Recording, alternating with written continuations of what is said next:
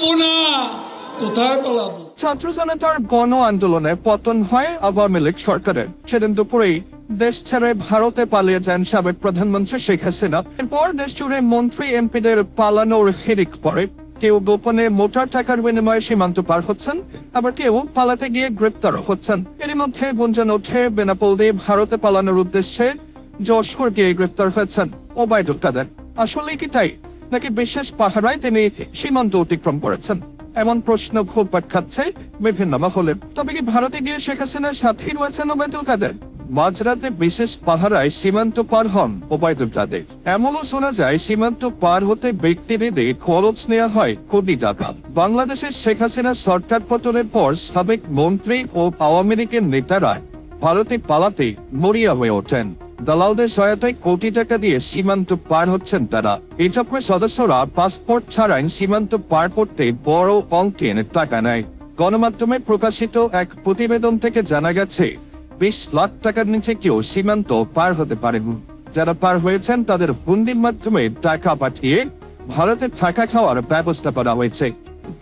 তাদের মধ্যে একজন আওয়ামী লীগের সাধারণ সম্পাদক, সাবেক সড়ক ও সেতুমন্ত্রী ওবায়দুল কাদের। শেখ হাসিনা সরকারের পতনের পর থেকে গাঢ়াটা দিয়ে আছেন তিনি।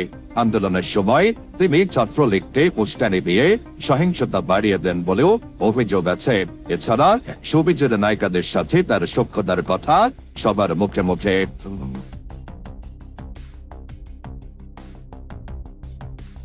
জাতীয় নির্বাচনের পর থেকে প্রতিদিন মিডিয়ার সামনে কথা বললেও বৈষম্য বিরোধী ছাত্র আন্দোলনের শেষ মুহূর্তে মিডিয়ায় কম কথা বলতে দেখা যায় তাকে। সবশেষ 4 আগস্ট ধানমন্ডিতে আওয়ামী লীগ সভাপতি শেখ হাসিনার রাজনৈতিক কার্যালয়ে এক সংবাদ সম্মেলনে শেষবারের মতো কথা বলেন ওবায়দুল কাদের। কয়েকটি সূত্রে জানা গেছে 5 আগস্ট মধ্যরাতে খোদ আওয়ামী লীগের সাধারণ সম্পাদক ওবায়দুল কাদের যশোরে চলে যান। সেখানে তাকে গুরুত্বপূর্ণ একটি নিরাপদ স্থানে আশ্রয় দেওয়া হয়। পরদিন তিনি বিশেষ পাহারায় সীমান্ত অতিক্রম করেন বলে জানিয়েছেন যশোর ও বেনাপোলের বেশ কয়েকটি দায়িত্বশীল সূত্র। তবে তারা পরিচয় প্রকাশ করতে রাজি হননি।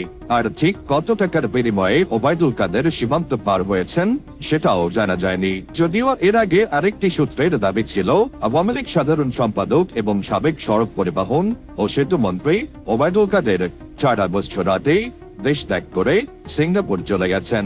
এদিকে 30 সেপ্টেম্বর দেশের একটি জাতীয় দৈনিকে বলা হয়েছে দেশ ত্যাগের জন্য আওয়ামী পন্থীরা যশোর, ব্রাহ্মণবাড়িয়া, কুমিল্লা, হবিগঞ্জ, সিলেট, দিনাজপুরের হিলি ও পঞ্চগড়ের বাংলাবান্ধা সীমান্ত ব্যবহার করেছেন।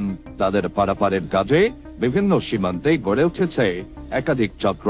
এ চক্রের সদস্যরা প্রভাবশালীদের পার করে দিয়ে বিপুল অঙ্কের টাকাও হাতিয়ে নিচ্ছে বলে ওই প্রতিবেদনে জানানো হয়েছে।